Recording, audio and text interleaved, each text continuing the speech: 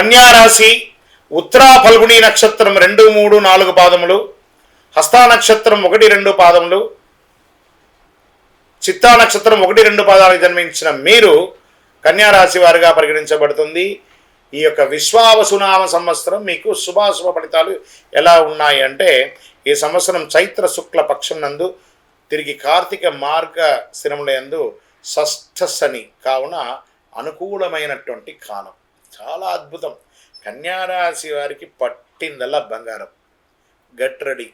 తలచిన కార్యాలు చాలా వరకు విజయం, శుభకార్య అనుకూలత, వివాహ, ఉపనయన, గృహప్రవేశ, అన్ని రకాలైనటువంటి యోగం. ఉద్యోగంలో మీరు కోరుకున్న చోట ట్రాన్స్ఫర్స్, ప్రమోషన్స్, ఇంక్రిమెంట్స్, మంచి అవార్డ్స్, రివార్డ్స్ అన్నీ కూడా పొందే ఒక అద్భుతమైనటువంటి సంవత్సరం విశ్వావసునామ సంవత్సరం. కన్యారాశి వారికి నక్కతోక తొక్కినట్టే ఈ సంవత్సరం అని కూడా చెప్పుకోవచ్చు. గురుగారు మీరు చెప్తున్నారు మాకు జరగట్లేదు అంటే, ఇది గోచార ప్రకారం చెప్పాను. మీ వ్యక్తిగత జాతకాన్ని దీంతో కంపేర్ చేసుకొని మాట్లాడకండి. అప్పుడు మీ వ్యక్తిగత జాతకాన్ని తెలుసుకుంటే సంపూర్ణంగా తెలుస్తుంది. మిగిలిన సమయాల్లో సప్తమ శని కావున స్వజన విరోధం, అన్నదమ్ములతో అక్కచెల్లెలతో విరోధం అని కూడా చెప్పచ్చు. గృహ నిర్మాణ ప్రయత్నాలు ఫలిస్తుంది. సప్తమ శని కావున స్వజనం, దీంతో భోజనాల్లో ఆహారంలో కలుషితం వచ్చే అవకాశాలు ఎక్కువ ఉన్నాయి. చాలా వరకు పరిస్థితులు అనుకూలిస్తుంది. గౌరవ మర్యాదలు, కీర్తి ప్రతిష్టలు పెరుగుతాయి. దశమ గురువు అయిన వల్ల వృత్తి, ఉద్యోగ, వ్యాపారాలతో తరచుగా చిన్న చిన్న చిక్కులు, ఆస్తి కొనే విషయంలో, అమ్మే విషయంలో కాస్త నత్తనడకగా ఉంటుంది.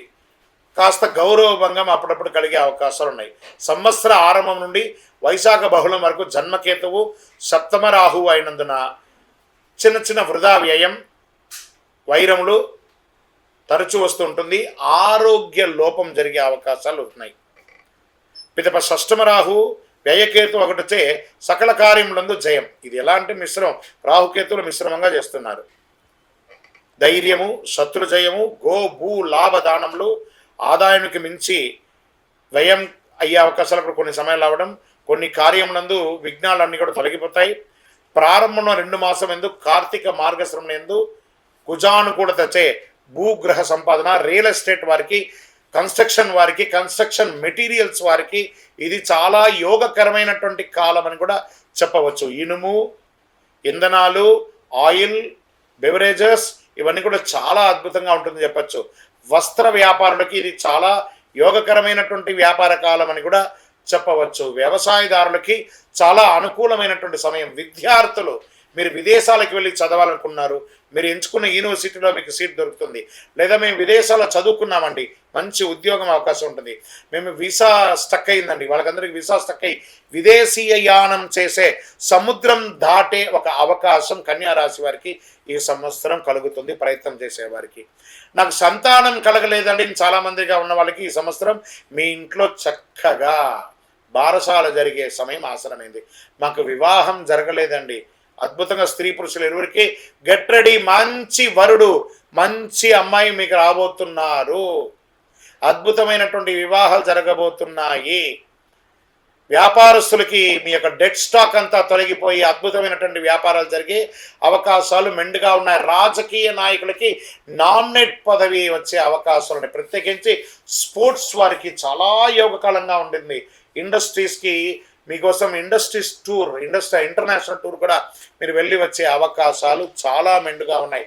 ఐటీ రంగం వారికి, మీడియా రంగం వారికి యోగకాలం అని కూడా చెప్పచ్చు. ఓవరాల్ ఈ విశ్వావసునామ సంవత్సరం జాక్పాట్ ఇయర్గా చెప్పచ్చు. మరి అలా ఉన్నా కూడా చిన్న చిన్న అబ్స్టకల్స్ వస్తున్నాయి కదా రాఘవ.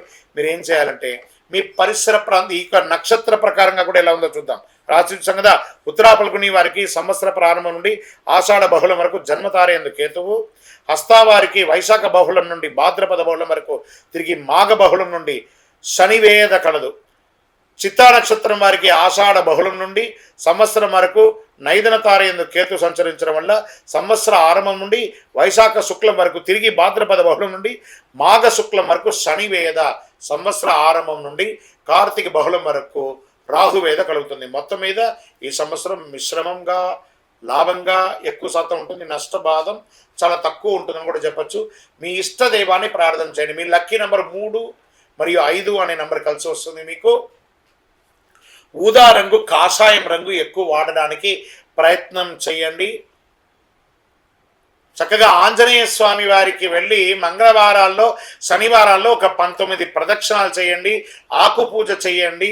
చక్కగాను ఈ యొక్క సింధూరాన్ని స్వామివారికి అప్పించి చక్కగా వడమాల వెయ్యండి.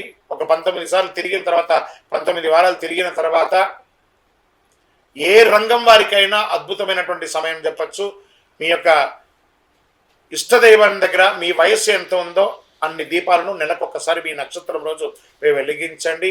ఇంకనూ సకల దోషాలు తొలగి ఆనందంగా ఉండడానికి అతి శక్తివంతమైనటువంటి ఈ కరుంగాలి మాలను ధరించండి. ఆయురారోగ్య ఐశ్వర్య భోగభాగ్యాలతో ఉంటారు. విజయోస్తు.